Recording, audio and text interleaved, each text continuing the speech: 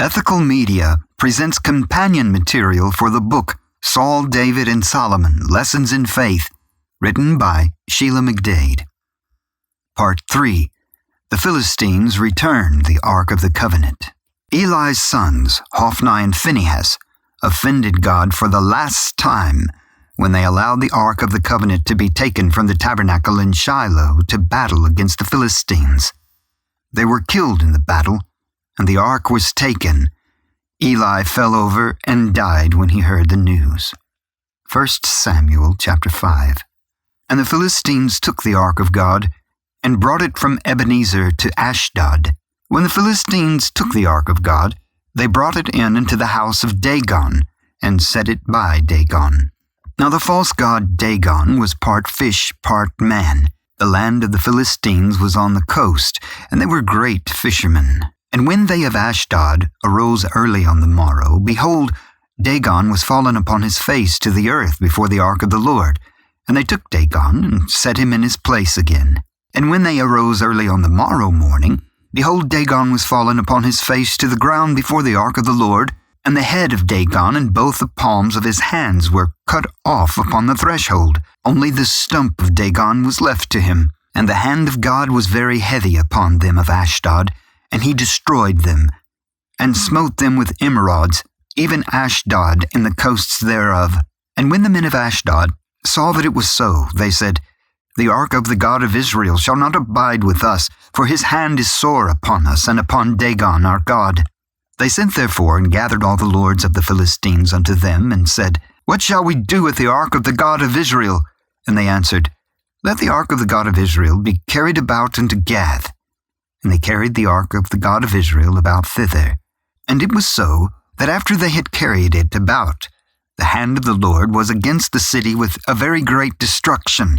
And he smote the men of the city, both small and great, and they had emerods in their secret parts. Therefore they sent the ark of God to Ekron. And it came to pass, as the ark of God came to Ekron, that the Ekronites cried out, saying, They have brought about the ark of the God of Israel to us, to slay us and our people. So they sent and gathered together all the lords of the Philistines, and said, Send away the ark of the God of Israel, and let it go again into its own place, that it slay us not and our people.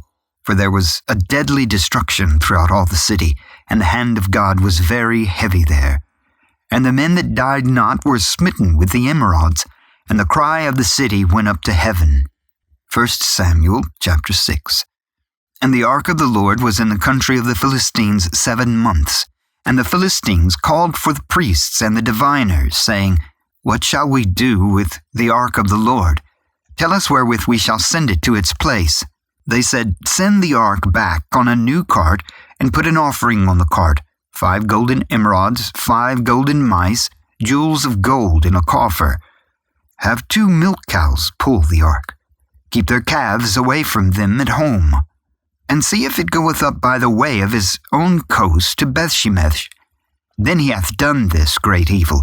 But if not, then we shall know that it was not his hand that smote us, it was a chance that happened to us. And the men did so, and took 2 milk kine, and tied them to the ark, and shut up their calves at home. And they laid the ark of the Lord upon the cart, and the coffer with the mice of gold, and the images of their emerods. And the kine took the straight way to the way of Bethshemesh, and went along the highway, lowing as they went. The cows did not want to leave their calves, but they were miraculously compelled to go. Cows are domesticated animals, and they do not tend to stray far except for food and water, especially when they have calves. The calves were most likely calling to their mothers to return also. And the kine took the straight way to the way of Bethshemesh, and went along the highway, lowing as they went, and turned not aside to the right hand or to the left. And the lords of the Philistines went out after them unto the border of Bethshemesh. And they of Bethshemesh were reaping their wheat harvest in the valley, and they lifted up their eyes, and saw the ark, and rejoiced to see it. And the cart came into the field of Joshua a Bethshemite, and stood there, where there was a great stone. And they clave the wood of the cart, and offered the kine a burnt offering unto the Lord. And the Levites took down the ark of the Lord, and the coffer that was with it, wherein the jewels of gold were, and put them on the great stone. And the men of Bethshemesh offered burnt offerings and sacrificed sacrifices the same day unto the Lord. And when the 5 lords of the Philistines had seen it, they returned to Ekron the same day. 1 Samuel 7. And the men of Kirjathjearim came and fetched up the ark of the Lord, and brought it into the house of Abinadab in the hill, and sanctified Eleazar his son to keep the ark of the Lord. And it came to pass, while the ark of the Lord abode in Kirjathjearim, that the time was long, for it was 20 years, and all the house of Israel lamented after the Lord, what to do with the ark of the covenant. The tabernacle at Shiloh had been profaned, so the ark stayed in the house of Abinadab at Kirjathjearim. Samuel sanctified Abinadab's son Eleazar to keep the ark of the Lord.